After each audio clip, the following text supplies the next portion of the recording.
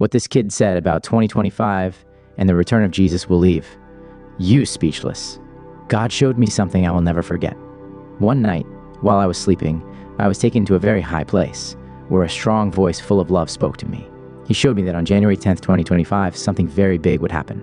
I saw the sky open and a light so bright that no human eye could bear it. Then I heard his voice say, "This will be the last year of humanity as you know it. I can no longer bear to see the world plunged into evil, perversion, and indifference. Tell everyone to prepare, because I am coming." My heart raced, and when I woke up, I knew it wasn't just any dream. God gave me this message to warn everyone, before it is too late. Imagine sitting quietly, living your life like any other day, when suddenly a child looks you in the eye and says something that makes your spine go cold. Something so profound, so unexpected, that it completely changes your vision of the future. Now, imagine that this child is only 7 years old, and that his words speak about an event that could transform the destiny of humanity. What would you do if you heard from a child that Jesus is coming back, and that 2025 will be a decisive year? It seems impossible, doesn't it? But this story is real, and what this child revealed left even the most skeptical people speechless. She claims to have had a vision, an urgent message about what is about to happen in the world. And it's not just any prediction, it's something that no one expected. And now, I ask you, do you believe that God can reveal secrets of the future to children? Or do you think this is all just a coincidence? Leave your comment, because what you will hear now could change the way you see the time we are living in. If you long for the return of Christ and believe that the signs are being fulfilled, subscribe to the channel and leave your like so that more people receive this alert before it is too late. My name is Luke. I'm 7 years old and I'm just a boy like any other. I live with my parents in a small town where the days are usually quiet. In the morning, I go to school, play with my friends during recess, and when I come home, my mother already has lunch ready. At night, my father always gathers us to pray before going to sleep. He says it is important to talk to God every day, to thank him and ask for protection. I always like this moment, but lately something strange started happening to me. Over the past few weeks, I've been having different dreams. At first, I didn't really understand what they were. They were quick, confusing images, but they left me with a strange feeling when I woke up. Some nights, I would wake up with a start, feeling my heart pounding, as if I had seen something that my mind couldn't process. Until one of those nights, something happened. I saw Jesus. But he wasn't smiling, he was crying. I had never seen anything like this before. In the dream, I watched him from afar, and his face was sad, as if he felt pain, not physical, but a deep sadness. I tried to get closer, but my voice wouldn't come out. Then he looked at me and just said, "Tell them." I woke up sweating, not understanding what that meant. I ran to my parents' room and said I'd seen Jesus crying. My mother tried to calm me down, saying it was just a dream, but I knew it wasn't. Something was about to happen. Can children understand things that adults ignore? That night, something happened, something I could never forget. I was sleeping when suddenly I was overcome by a terrible sensation. In my dream, I saw the world completely different from the one I know. The sky was dark, no moon, no stars. Everything seemed gloomy, as if something very bad was about to happen. People ran desperately through the streets, screaming and crying. Some tried to hide, but there was nowhere to run. There was fire in several places, smoke rising into the sky, and a deafening sound that sounded like a mix of thunder and screams of despair. I wanted to move, I wanted to run away, but something held me in place. That's when I saw it. In the sky, a gigantic light appeared, tearing through the darkness. But it wasn't just any light. She was unlike anything I had ever seen. And then, in the middle of it, a figure appeared. It was him. Jesus was coming back, and I knew this moment was real, because my heart was pounding like it was about to explode. But what scared me most wasn't seeing him, but what he said. "I'm coming." But few are prepared. I woke up screaming and crying, my heart racing, feeling a fear I had never felt before. I ran to my parents' room, trying to find the words to tell them what I had just seen. My mother hugged me, trying to calm me down, but when I looked into her eyes, I could tell she was scared. My father tried to say it was just a dream, but I knew it wasn't. It was a warning. I saw the return of Jesus, and I saw what was about to happen to those who were not ready. And now I ask you, if a child told you that Jesus was coming soon, would you believe it? The next morning, I woke up still feeling my heart racing. The vision from the night before was burned into my mind, as if it had just happened. I couldn't forget what Jesus had said to me, nor the darkness that took over the sky, nor the people running in despair. Everything seemed too real to be just a dream. When I came down for breakfast, my parents looked at me with concern. My mother tried to smile, but I could tell she was nervous. My father, sitting at the table with a cup of coffee in his hands, sighed and said, "Luke, my son, it was just a nightmare. You don't need to worry. But I knew it wasn't just a nightmare. Something inside me told me that I needed to speak. I needed to tell what I had seen, because it was a warning, and time was running out. Dad, Mom, I saw more than just the dark sky and Jesus returning. I saw a year, a number that shone in the SS sky, 2025. My parents looked at each other. I could see the confusion on their faces. "What do you mean by that, son?" my mother asked. I took a deep breath and continued. "There will be a great sign in the sky, and it will be the beginning of the end. Something very big will happen in 2025, God showed me. I saw people looking up, scared, not understanding what was happening. I saw rulers from all over the world meeting in secret, trying to hide the truth from people. They knew what was about to happen, but they were afraid because there was nothing else they could do." My father ran his hand over his face, as if trying to process what I was saying. My mother held my hand tightly. "Luke, how could you know that? You never read about these things." And that's when something even stranger happened.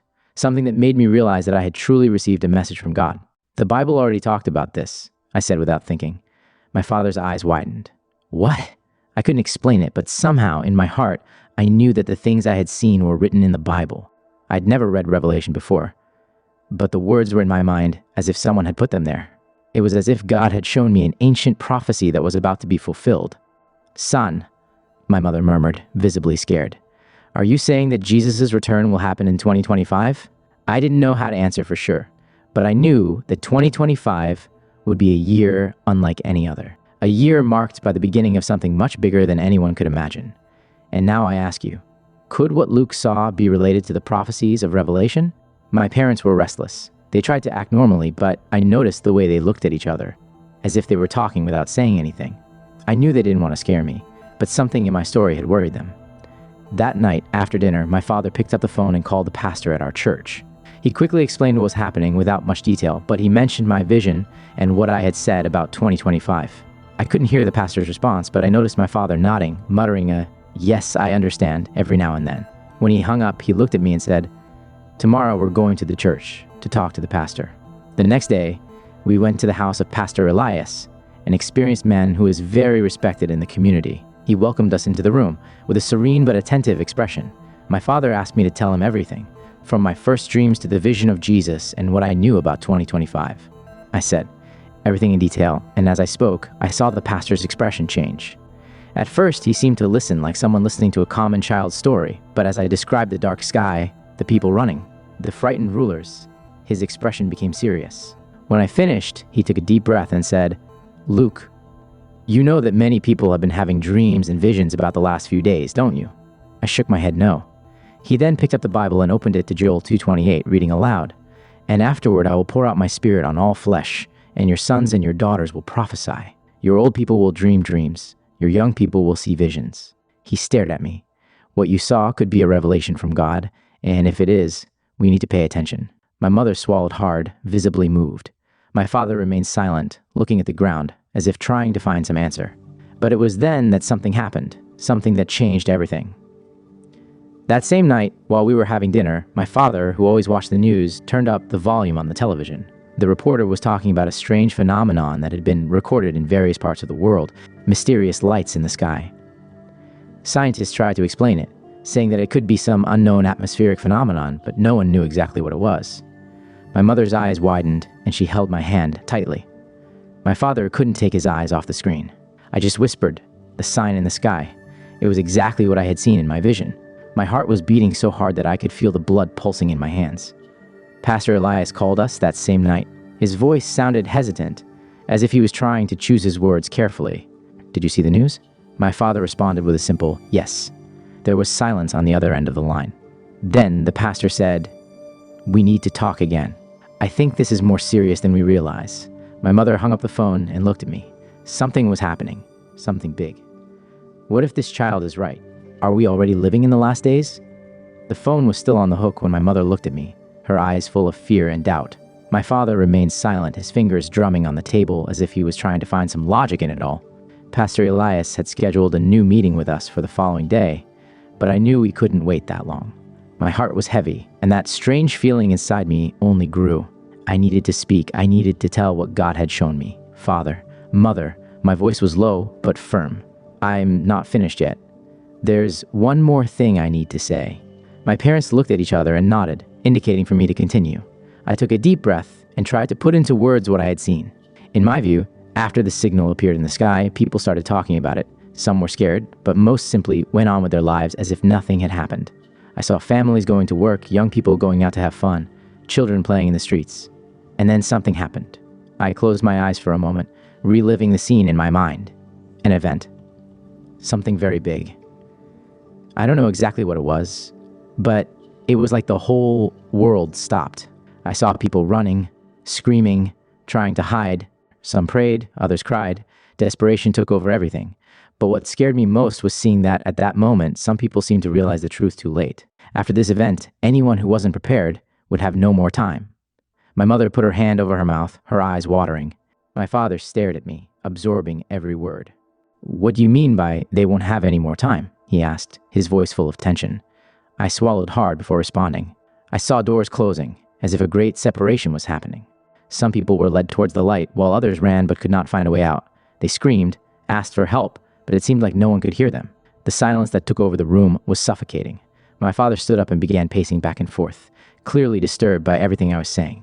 My mother held my hands tightly, as if she needed something to hold on to. Pastor Elias arrived early in the morning and found us still agitated. As soon as he sat down, he looked at me and said, "Luke, you mentioned a specific event, something that would be the last warning before Jesus returns. Can you remember more details?" I closed my eyes again, trying to access the memory of the vision. Fear rose inside me again, but I knew I needed to say everything. Yes, something is going to happen.